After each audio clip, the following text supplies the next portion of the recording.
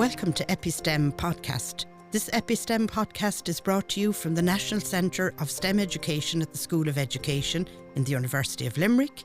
I'm your host, Geraldine Simmie, and I'm the Professor of STEM Education here at the Centre and the Director of EPI STEM. And my co-host, Michelle Starr, and I am the Research Liaison Officer in EPI STEM.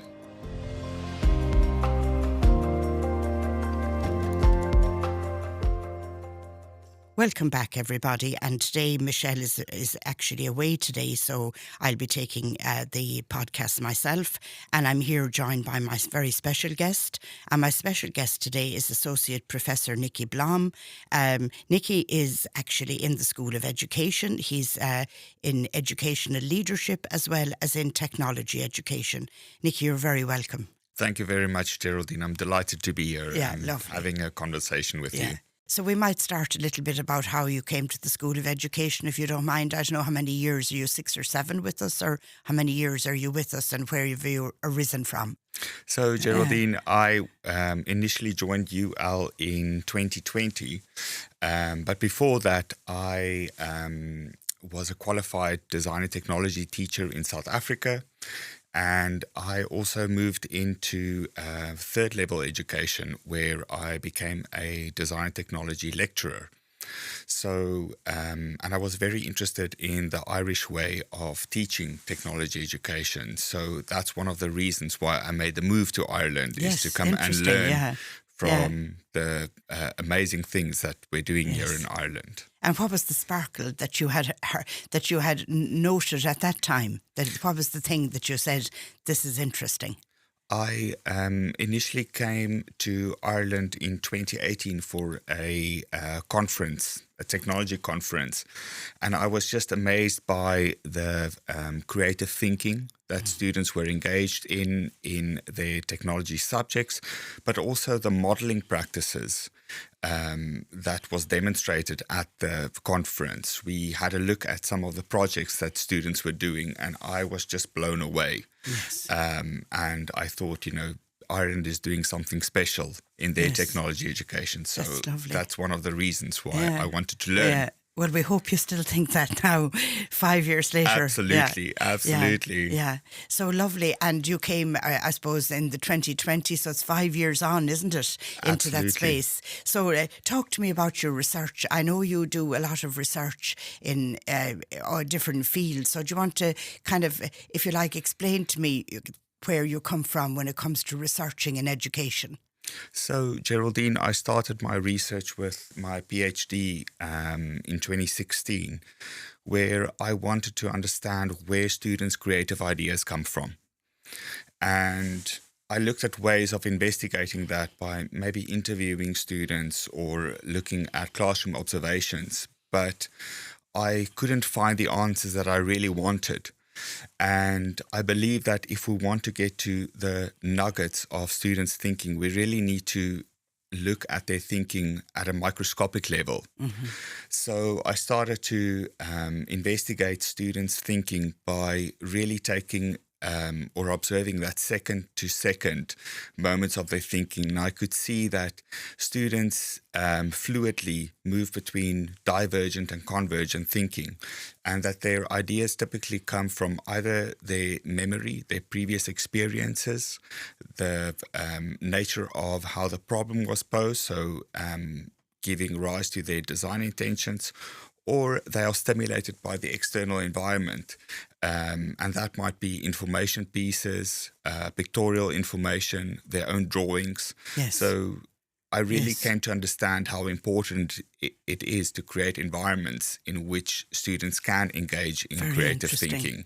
We had Professor Colucci Gray from Edinburgh here with us a few weeks ago, and she was actually talking about arts-based pedagogies, where she's a STEM educator as well and a science educator, but she was actually talking about the role of imagination and the creativity and the importance of place-based education, which sounds very much like what you're doing, that interest in, like, that richness provided in the environment. Absolutely. Making such a difference. Absolutely. And I really wanted to understand the cognition. How do students think? Yeah. Because I think it's a very neglected area. And if we want to be able to support students optimally, we need to look at their development from that cognitive science point of view, but not the traditional ways of only looking at how thinking happens in the mind, but also how thinking is extended into the physical environment. That's right. And even embodied practices and all of that, because there's a lot of new research. I suppose neuroscience and all the different areas are bringing us some new I suppose, intelligences, and we're getting some new information now. But the embodied practices that are involved there is the interplay with the environment and all of that, the cognition and the metacognition it's huge, isn't it? Absolutely, and especially... And we haven't really, what I suppose you're saying, and I think I'm saying too, is it isn't actually it's not all worked out. No, not at all. And especially with the cognitive sciences now focusing on the physical environments. There's so much in technology education because students work with physical materials and, a way of knowing by... feeling the smoothness of wood, for example, that tells you something. Yes, it does. And if we only look at how students are thinking internally, we miss out on those external learning experiences. Well, I think that's one of the things that I think we need to put up in lights a little bit in Ireland is the holistic view of education we need to kind of put it more up in lights, really, because that kind of connection between mind, body, hand, heart is huge. Absolutely. I mean, Pádraig Hogan and Maynooth has written lovely philosophy about that. That has been neglected in many ways through, the historical pushing of kind of vocational or technical education this direction and academic the other direction. And it's kind of, we've split people into those spaces. Absolutely, and I really draw inspiration sometimes from indigenous ways of looking at learning and their perspectives on ways of becoming in education, and really looking at every child individually and what is needed for them to reach their full potential. Yes. And as they interact with learning materials and thinking and doing, they become someone that they weren't before. And I see, my subject, design technology, as fundamental to that ways of becoming. It is a gateway in, to that journey of becoming too, that if we saw it as a journey that isn't an end in space, it could be an ethical journey where we provide the environment and we provide whatever is needed there, but we don't have it all mapped out in neat packages, isn't that? No. Yeah, absolutely. I'm getting that from your research, from reading it, that kind of grounded theory studies and the different studies you're doing in design thinking and design teaching. But you have a lovely experiential becoming piece in there.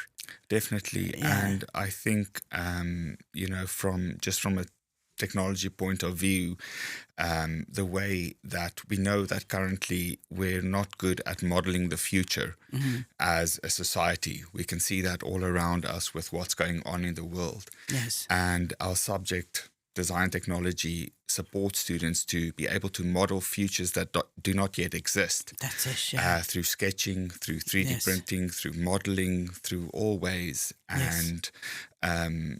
And that capacity, I think, for us in education is fundamental. And if we can't build on, how students imagine, and not just imagine, but how they, plan the steps to make that reality concrete. Yes.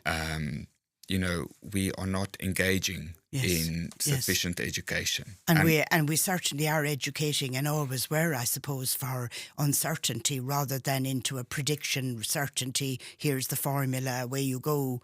We're kind of, I suppose, resistant to that way of thinking anyway, because we don't know what the future is going to bring. But we do need people to know, have a sense of themselves and know what they stand for, and then they're able to navigate whatever life throws at them, really. Absolutely. Yeah. I think the way that we thought about education in the past, to have this idea of cause and effect. Yeah. If we teach students a body of knowledge, then they will be able to do something. And life is just much more complex than that. Yeah. And that's why we have to support students with much more rich learning experiences so that they can not necessarily predict complexity, but navigate complexity. Navigate. It's a lovely word. It's a lovely word. I mean, I don't know what the technology education community are doing, but the science education community have put a futures-oriented special interest group together. We've a critical and feminist special interest group in Ireland as well started, where we are actually inviting new thinking, new ways of being. Stephen Ball is going to join us this Friday. Brilliant. On 10 o'clock on Friday morning if you're free to come and join us. But we are actually all looking at rethinking education as well at this moment, because it's important to actually say, do we continue on doing the same as what we were doing, only going harder, faster and stronger, or do we need to step back and maybe take another look? Absolutely. Yeah. And I love the model of futures thinking, because it's kind of this cone model where it separates, what is possible and what is probable if we have intention. Yeah. So, and that really speaks to some of the work that I do in leadership. Yes. In, how can we intentionally set goals for ourselves? How can we plan a vision that people are interested in following? Yes. And how do we move away from what is possible to what is probable? Yeah. I think that probabilistic thinking is huge, because in fact, if you are very well versed in science and technology knowledge and all of that, your understanding then of your decisions it's always on the basis of the probability as to whether you take that risk or not. And it's risk facilitating in life. Absolutely. Rather than risk averse. It's having a risk facilitating life where you have the knowledge and you make the decision, but you have the capacity to make it rather than somebody making it for you. It's probably more dangerous, actually, if somebody makes it for you. I'm reminded of a paper I wrote with Joanne Moles, where Joanne was very into that idea that we're risk facilitating is what we're doing in education as well, facilitating people to come on, live your full life, put yourself out there and know who you are and what you stand for, but beyond the journey of becoming. Yeah, absolutely. Yeah. And so that's very rich. Your research then is in technology education, and you also lead into leadership. That brings me in, I suppose, to your teaching, because you are course director of our International Masters in Leadership, and in your teaching you actually teach as well on leadership, do you? Absolutely. Yeah. And some of the modules that I teach that I'm very passionate about is instructional leadership.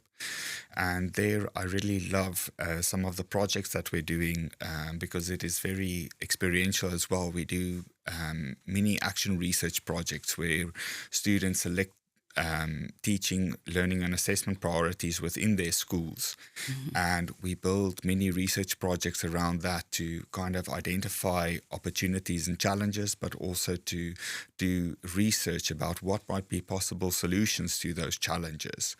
And they develop proposals that they might present to a senior leadership team that can engage even if it's just at a pilot project, ways of supporting new and innovative thinking in their schools. Yeah, lovely. And of course, they're working in teams and groups there, and they're working with others. And I suppose we're wanting to develop the individual, but for people to understand that they're members of a community.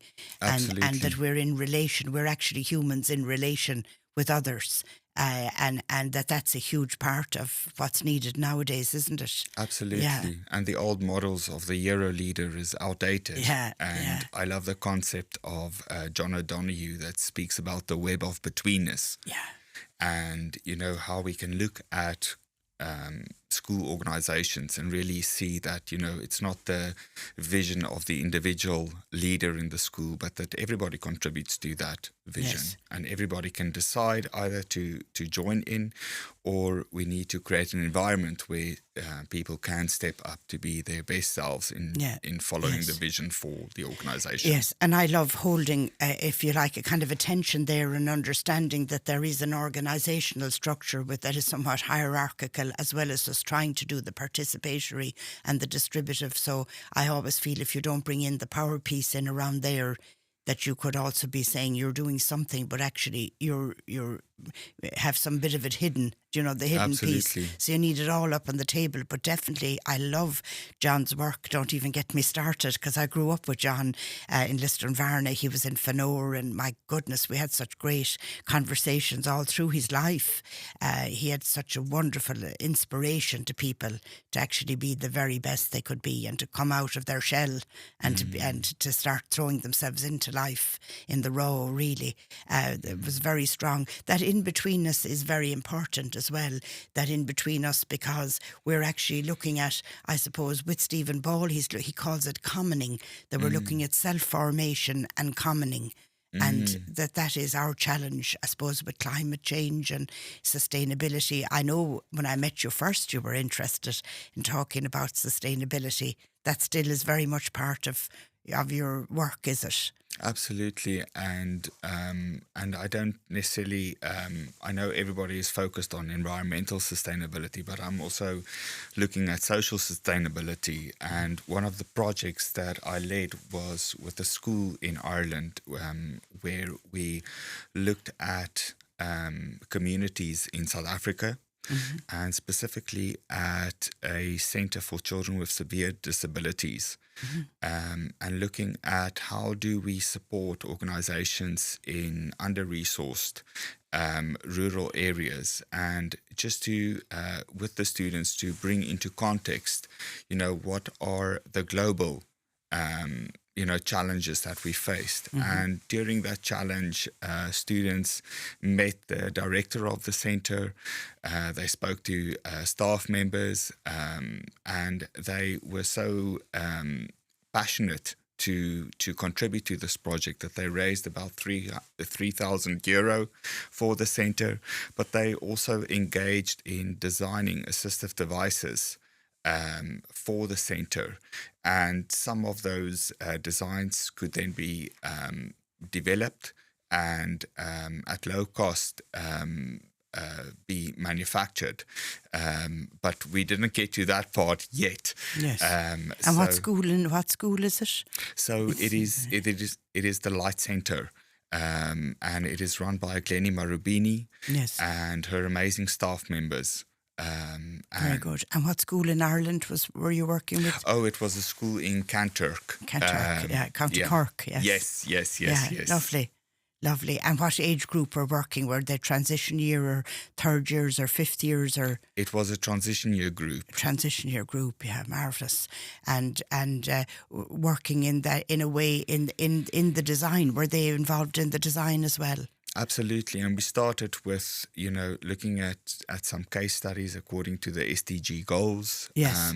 Where we got that emotional connection with students, where they could see the larger ecology of sustainability, and specifically focusing on the people. Yes, and then they develop knowledge, because I don't believe empathy is just about feeling, or it's more about the responsibility to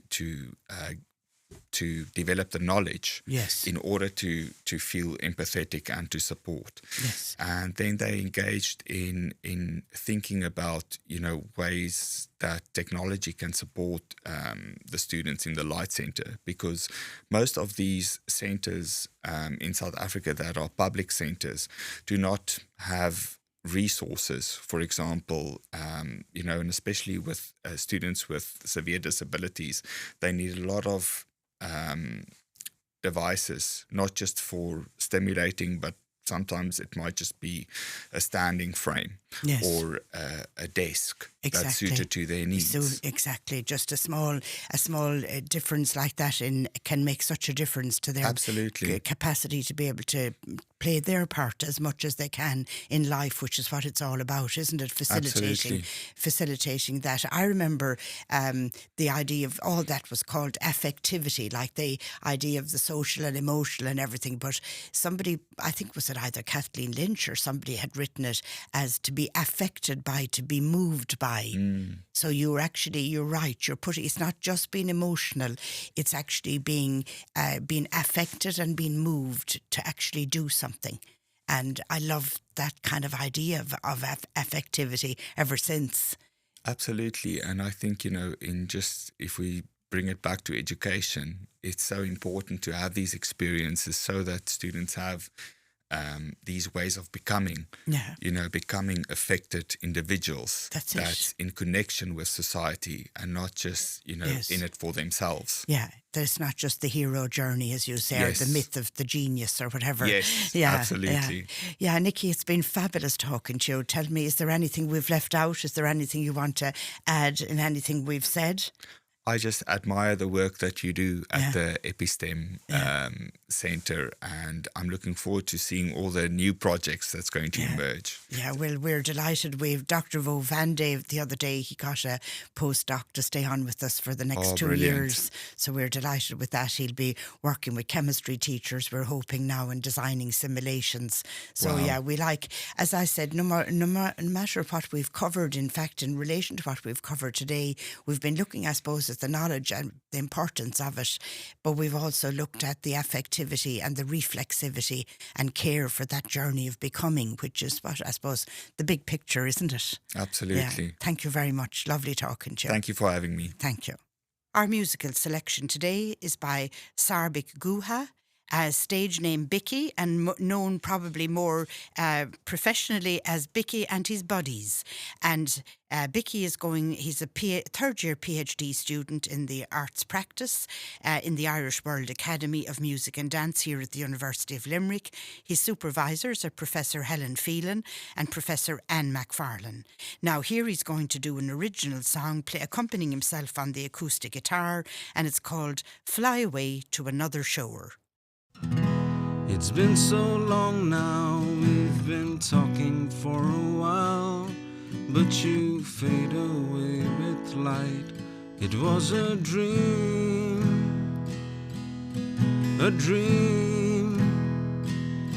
that I made up in my mind. Am I just another piece in your life? Weaving memories with glimpses of your smile, I limp along this highway full of dreams. Sometimes it feels alright, while other days I'm dead and dry. I try to calm myself or I scream, but all this screaming goes in vain. You can't hear me, can't you? It simply makes my throat sore. And finally acceptance comes, time to shake it off, and fly away to another shore.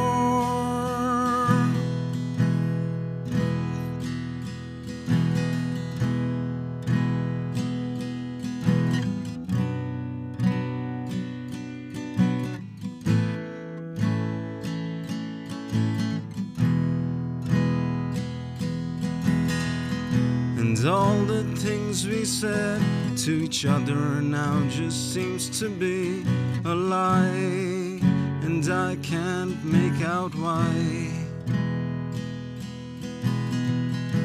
Amidst the bickerings and ugly truths that came to be, the drama comes to end before I realized. Weaving memories with glimpses of your smile, I limp along this highway full of dreams. Sometimes it feels alright, while other days I'm dead and dry. I try to calm myself or I scream, but all this screaming goes in vain. You can't hear me, can't you? It simply makes my throat sore. And finally acceptance comes, time to shake it off. Shake